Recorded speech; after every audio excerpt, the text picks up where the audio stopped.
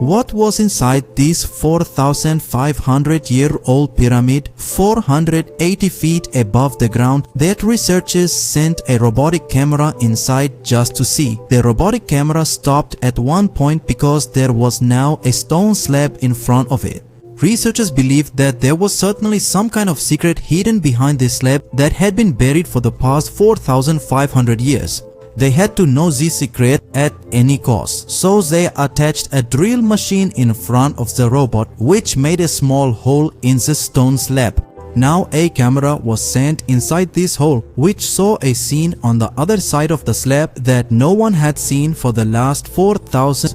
There are a total of 138 of the tallest pyramids in Egypt, which have faced dozens of earthquakes and several dangerous storms over the past thousands of years. But not a single one of them has moved from its place. The tallest and largest of these pyramids is called the Great Pyramid of Giza, and the area of its base is 13 acres. This means that surprisingly, inside this pyramid, not one or two, but a total of 9 football fields can easily fit. According to an estimate, a total of 2,300,000 large stones were used in this pyramid, many of which weighed 50 tons. If an estimate of its total weight is made, this pyramid weighs 6 million tons, which equals the weight of 12 Burj Khalifas. But what was the purpose of building such tall and magnificent pyramids? Thousands of years ago, when humans did not even have any tools, how were the walls of these pyramids inch by inch leveled? How 50-ton stones were cut into square shape and lifted to 480 feet height without a crane, and which engineers were involved in making these pyramids? With a proof, as well as setting all their sides at exactly 51.5 degrees angle. You will find out all this in today's video, so let's get started. Challenge number 1. For many centuries, various research teams have been racking their brains to understand the construction technique of this pyramid, wondering how each side of this pyramid was precisely aligned to the north, south, east and west without the use of a compass. Many experts believe that the architects of that time first would have searched for land that could support the weight of millions of tons of stones. After that, using the polar stars which help determine Earth's poles, each side of the pyramid was marked. Neither any compass nor any optical instrument, just with this basic technique, the direction of this pyramid was set thousands of years ago, and that too with zero errors. Challenge number 2. The next challenge was leveling the ground. On the 13-acre land where the pyramid was to be built, if the level was even slightly off, it would have been absolutely impossible for this mountain of 2,300,000 stones to stand.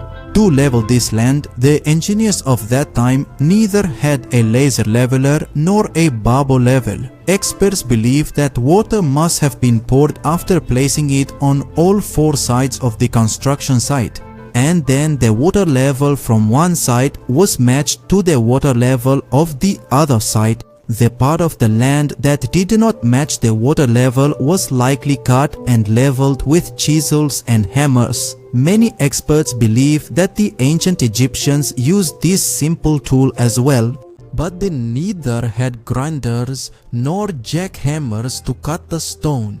Yet they managed to cut 50-ton stones and shape them into squares or rectangles. But with whose help? Yes, this was the only tool used to cut the stones. Experts believe that the chisels used in the construction of the pyramids were not only made of copper, because they also knew that copper is soft and cannot cut stone.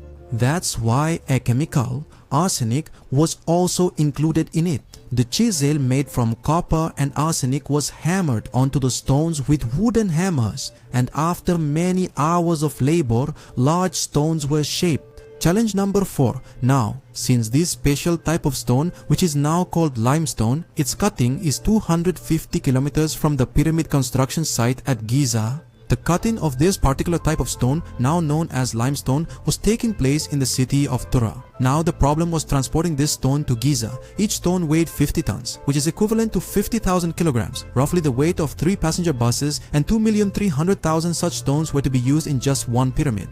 To transport such a heavy weight, neither animals could be used at that time, nor did they have trucks available. Even in today's modern era, if this task had to be done, transport companies would face a considerable tough time. Amazingly, this work was done with the help of workers and boats. Yes, advantage was taken of the river between Tura and Giza, and large stones were loaded onto big boats and taken to the pyramid site. Experts believe that this task was not so easy. An army of at least 500 laborers must have been employed simultaneously for loading and unloading such large stones in ships. The expert teams researching the construction of the pyramid had already found answers to many of their questions, but one thing that always bothered them was that the limestone cut were also transported and during construction started piling one upon the other. The problem was how the stones were ultimately transported to such heights. Many experts believe that this was planned even before the pyramid's construction. It is certain that the 50,000 key stones went up either through a spiral track or in a zigzag manner.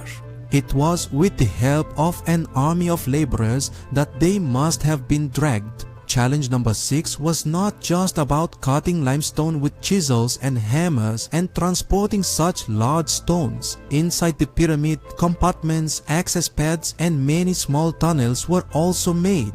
Everything else was fine, but one thing surprised the experts, and that was that the stone used inside the compartments was not limestone, but granite. Yes, granite is a stone that is considered the hardest in the world after diamond. Even in today's modern era, granite cannot be cut without the help of large grinders. Many archaeological experts from around the world were given a visit to the pyramid, but no one found any clue as to how the Egyptians 4,500 years ago managed to. How did they cut it so precisely? Finally, after many years, experts solved this mystery as well. The Egyptians had cut granite so precisely with a saw whose teeth were, yes, without teeth, weight was applied to both sides of this saw and it was run over the granite with gravel placed in between. Experts believe that it would take 4 months to cut such a large stone using this method. After all, what was the purpose of building the pyramids? How many workers worked on these pyramids at the same time? And when a robotic camera drilled into a stone slab inside the pyramid, what scene was seen that no one had seen for 4,500 years? And you will learn even more in this video's part 2. Thank you so much for your loving comments and likes. See you in the next amazing part of the video.